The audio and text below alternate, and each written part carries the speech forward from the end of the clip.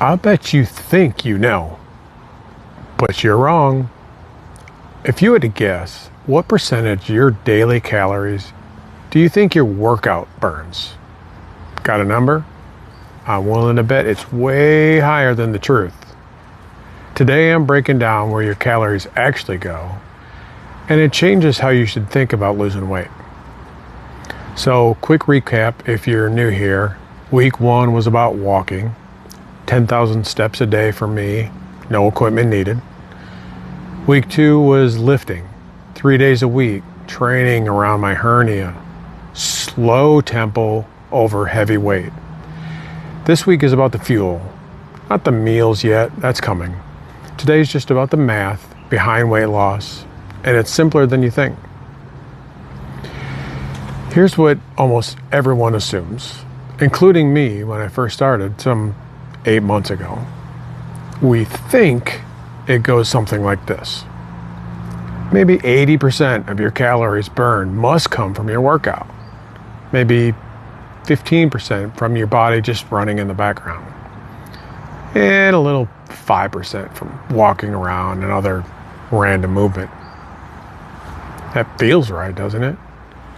You finish a hard lift session, you're sweating, your heart's pounding. Of course that's where most of your calories went.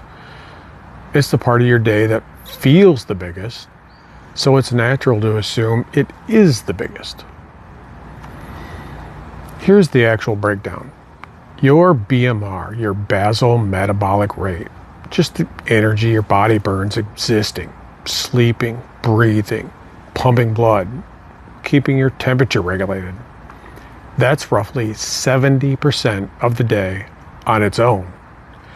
Add in NEAT, non-exercise activity thermogenesis, which is just a fancy term for unplanned movement like walking to your car, doing the dishes, carrying groceries, and then the energy your body uses digesting food, and you're already up near 90%. And that's before your actual workout. The formal exercise, your lifting, your structured workout, is usually somewhere in the 5 to 10% range, obviously varying from person to person. The point is the same either way. The gym session we're so proud of is the smallest slice of the pie, not the biggest. This isn't me telling you lifting doesn't matter. It absolutely does. For muscle, for strength, your metabolism long term. What this tells you is 2 things. One, from the perspective of calories burned in any given single day, your steps matter just as much, maybe more, than the workout. And that's not a throwaway line from week 1. That's the actual math. Walking, standing, moving throughout your day adds up to more than your 45 minutes in the gym. 2, and this is the part that took me a while to really get, and honestly, it's the part most people miss entirely. Because your workout is such a small slice of your day, you can't out-exercise a bad calorie balance. You also need a small, steady calorie deficit. Not a crash diet, not starving yourself, just a small, sustainable gap between what you eat and what you burn. So let's actually look at the numbers, because this is where it gets practical. Here's a simple breakdown I use. 500 calorie a day deficit gets you about 1 pound a week. That's 20 weeks to lose 20 pounds. You could push it to 1,000 calorie deficit and you could lose 2 pounds a week. But that's the upper edge of what's often sustainable, not the target. I lost my weight at about 1 pound a week. It's slower than you want, but it's the pace that actually sticks.